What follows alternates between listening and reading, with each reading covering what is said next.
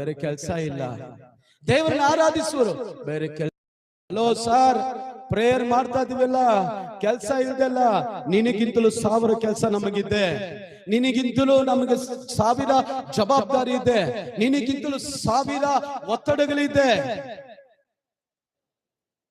ಕಾರಣ ದೇವರನ್ನ ಪ್ರಾರ್ಥಿಸುವ ವ್ಯಕ್ತಿಗಳಿಂದ ದೇವರು ಮಹತ್ವದ ಕಾರ್ಯಗಳು ಮಾಡುತ್ತಾರೆ. Amen, hallelujah. ಇಡೀ ಸೈನ್ಯವೇ ಸೋತು ಬಲಿ ಹೋಗಿದೆ. ದಾವೀದನ ಅಲ್ಲಿಂದ ಬರ್ತಾನೆ.